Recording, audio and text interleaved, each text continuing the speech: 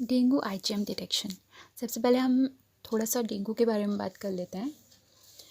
Dengue अर्बो family से belong करता है और डेंगू वर्ड डींगा वर्ड से आया है। डींगा मीन्स होता है फास्टिडियस और केयरफुल। डेंगू के 5 सीरोटाइप है, डेन 1 से डेन 5 तक। DEN 1, DEN 2, DEN 3, DEN 4, DEN 5। DEN 5 Bangkok में डिस्कवर हुआ था।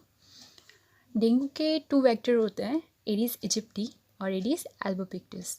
एडिस इजिप्टी को हम नर्वस फीडर भी बोलते हैं। इसको हम नर्वस फीडर इसलिए बोलते हैं क्योंकि ये एक से ज़्यादा पर्सन को बाइट करता है अपनी ब्लड मील कंप्लीट करने के लिए। और जो एडिस एल्बोपिक्टस है, इसको हम एग्रेसिव फीडर कहते हैं। इसको हम एग्रेसिव फीडर इसलिए कहते हैं क्योंकि ये रिपीटेटेड बाइट करता है एक ही पर्सन को जब तक इसकी ब्लड मील कंप्लीट नहीं हो जाती। अब डेंगू की पैथोजेनेसिस है, 2 टाइप के होते हैं। प्राइमरी इन्फेक्शन होता है और सेकेंडरी डेंगू इन्फेक्शन होता है। प्राइमरी डेंगू इन्फेक्शन में जब कोई पर्सन अफेक्टेड होता है डेंगू के वायरस से फर्स्ट टाइम, मतलब किसी भी सीरोटाइप से फर्स्ट टाइम अफेक्टेड होगा, तो हम उसे प्राइमरी डेंगू इन्फेक्शन में रखेंगे। सेकेंडरी डेंगू इन्फेक्शन उसे बोलते हैं जब कोई पर्सन, मतलब किसी पर्सन को पहले डेंगू हुआ है, फिर कुछ मंथ्स बाद या कुछ ईयर बाद वो दोबारा से अफेक्टेड होता है डेंगू से किसी और सीरोटाइप से, तो उसे हम सेकेंडरी डेंगू इन्फेक्शन कहते हैं। डेंगू के 3 क्लिनिकल मैनिफेस्टेशन होते हैं। First one is dengue fever, second one is dengue haemorrhagic fever and third one is dengue shock syndrome. 2009 में WHO ने भी क्लासीफाई किया था इसे 2 स्टेजेस में। First one is dengue with और विदाउट वार्निंग साइंस या सिम्टम्स, जिसमें ये तीनों क्लिनिकल मैनिफेस्टेशन आ जाएगी, dengue fever, dengue haemorrhagic fever and dengue shock syndrome. And second one is severe dengue. Severe dengue में मतलब सीवियर फॉर्म आने लग जाती है, जैसे सीवियर ब्लीडिंग होने लग जाएगी, सीवियर ऑर्गन फेलियर होने लग जाएगा, सीवियर प्लाज्मा लीकेज होगा, सीवियर प्लेटलेट डाउन हो जाएंगी, मतलब प्लेटलेट काउंट बिल्कुल ही डाउन हो जाएगा, और फ्लूइड एक्यूमुलेशन होने लग जाएगा ऑर्गन्स में। हमें डेंगू का पता कैसे लगता है, मतलब हम लोग इसके लिए टेस्ट करते हैं, उससे हम लोग टेस्ट कराने जाते हैं, उससे पहले हमें कुछ सिम्टम्स आते हैं। तो वो सिम्टम्स क्या है, जैसे फीवर हो गया, हेडेक हो गया, पेन होने लग जाता है आई में, रैशेज होते हैं, जॉइंट पेन होता है, मसल्स पेन होता है। तो ये सब वार्निंग साइंस है जिससे हमें पता चलता है कि हमें डेंगू है या हमें डेंगू का टेस्ट कराना चाहिए, जिससे हम लोग को कंफर्म हो जाता है टेस्ट कराने के बाद पेशेंट पॉजिटिव है डेंगू के लिए या नहीं। अब डेंगू को डिटेक्ट करने के लिए कौन कौन से टेस्ट हैं जो हम करा सकते हैं। अगर हम लोग को ये वार्निंग साइन दिख रहे हैं, तो हम लोग को पहले NS1 टेस्ट कराना चाहिए स्टार्टिंग में, जिससे हमें पता चलता है कि जो पेशेंट है वो इनिशियल स्टेज में है पॉजिटिव या नहीं है। डेंगू का जो NS1 एंटीजन टेस्ट होता है वो नॉन स्ट्रक्चरल प्रोटीन के लिए होता है। NS1 एंटीजन एक नॉन स्ट्रक्चरल प्रोटीन है जो कि डेंगू में प्रेजेंट होता है और ये एक्यूट फेज को शो करता है। मतलब अगर कोई patient dengue NS1 antigen positive है तो वो इनिशियल स्टेज में है, एक्यूट स्टेज में है। और NS1 एंटीजन डिटेक्ट हो सकता है विद इन 1 to 2 days और 7 to 9 days तक हम इसको डिटेक्ट कर सकते हैं। लेकिन आफ्टर 7 to 9 days हम लोग को इसको डिटेक्ट करने के लिए, डेंगू को डिटेक्ट करने के लिए IgM या IgG टेस्ट करना पड़ेगा, जिससे हम लोग को कंफर्म होगा कि डेंगू पॉजिटिव है या नहीं।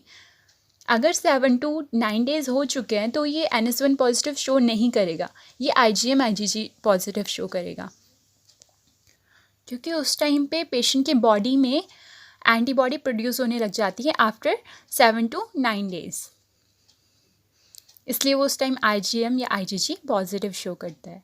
उसके लिए हम IgG IgM positive rapid card test कर सकते हैं या डेंगू IgM डिटेक्शन टेस्ट कर सकते हैं by ELISA method. ELISA method जो कन्फर्मेटरी टेस्ट है वो मैक एलाइजा कहा जाता है डेंगू के लिए। इसमें सबसे पहले पेशेंट की बॉडी में IgM का लेवल हाई होता है with in 7 to 10 days। After 7 to 10 days हम लोग इसको डिटेक्ट कर सकते हैं। फिर कुछ टाइम बाद IgM का लेवल डिक्रीज़ होने लग जाएगा डेंगू हेमोरेजिक फीवर है वो इन्वॉल्व करता है ब्लड वेसल्स को और उसकी परमेबिलिटी को इंक्रीज कर देता है, जिसके कारण डेंगू शॉक सिंड्रोम के कारण डेथ हो जाती है 10% पेशेंट की। डेंगू फीवर को ट्रीट करने के लिए सिर्फ हम सपोर्टिव केयर दे सकते हैं या प्रिवेंटिव मॉस्किटो कंट्रोल से ही हम लोग डेंगू को प्रिवेंट कर सकते हैं, क्योंकि इसके लिए कोई स्पेसिफिक मेथड नहीं है कि जिससे हम डेंगू को ट्रीट कर सकें। अगर हम किसी पेशेंट को प्लेटलेट भी ट्रांसफ्यूज़ करते हैं तो वो इसके लिए स्पेसिफिक मेथड नहीं है ट्रीटमेंट के लिए, या कोई भी ऐसी मेडिकेशन नहीं है जो स्पेसिफिकली डेंगू के लिए बनाई हो। अब डेंगू को डिटेक्ट करने के लिए अदर मेथड भी हैं, मतलब अगर हम IgM डिटेक्शन के अलावा या NS1 पॉजिटिव या IgM IgG रैपिड कार्ड के अलावा अगर हम टेस्ट की बात करें तो इसके लिए अदर मेथड भी हैं, लेकिन जो ELISA मेथड है IgM डिटेक्शन के लिए वो स्पेसिफिक मेथड माना जाता है।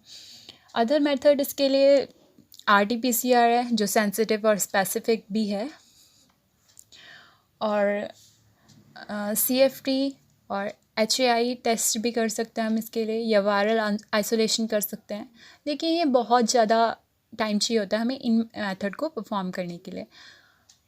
इसके कंपैरिजन अगर हम IgM डिटेक्शन या NS1 टेस्ट देखें, ये ज़्यादा इजी वे में हम लोग कर सकते हैं बहुत कम टाइम पे, और पेशेंट को सही टाइम पे ट्रीटमेंट भी मिल सकता है अगर हम इन टेक्निक का यूज़ करें।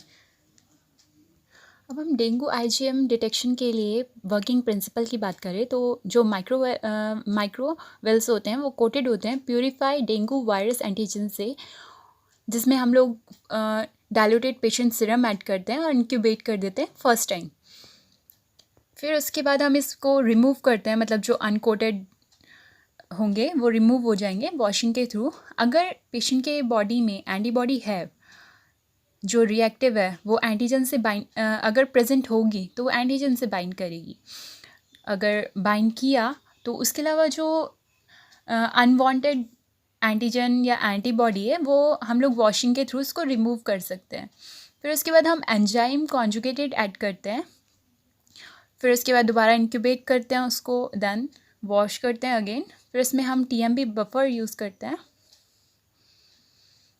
जो एज अ क्रोमोजन वर्क करता है।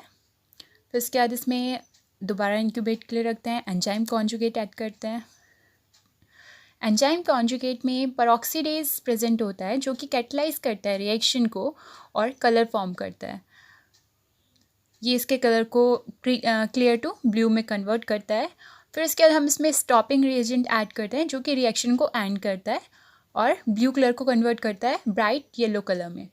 और फिर इसके बाद हम इसको ELISA रीडर से रीड करते हैं। इसका जो प्रोसीजर है, सबसे पहले हम लोग जो वेल्स लेंगे वो God anti human IgM coated होंगे और ब्लॉक प्लेट्स यूज़ करते हैं हम इसमें। फिर हम इसमें 50 माइक्रोलीटर पेशेंट सैंपल ऐड करेंगे और कंट्रोल पॉजिटिव और नेगेटिव कंट्रोल यूज़ करेंगे। फिर इंक्यूबेट करेंगे 37 डिग्री C के लिए फॉर 1 आवर, देन वॉश करेंगे प्लेट को। फिर अप्लाई करेंगे 50 माइक्रोलीटर डेंगू रिकॉम्बिनेंट एंटीजन माइक्रोवेल्स में। फिर इंक्यूबेट करेंगे अगेन 37 डिग्री C के लिए 1 आवर के लिए। अगेन हम लोग 50 माइक्रोलीटर एंजाइम कॉन्जुगेट ऐड करेंगे जो कि हॉट सेडिक्स पेरोक्सीडेज है। अगेन हम इसको इंक्यूबेट करेंगे 37 डिग्री C के लिए, 37 डिग्री C में 1 आवर के लिए। फिर इसमें अगेन हम लोग इसको वॉश करेंगे। फिर इसमें TMB सबस्ट्रेट ऐड करेंगे जो कि कलर फॉर्म का वर्क करेगा, कलरलेस टू ब्लू कन्वर्ट करेगा उसको।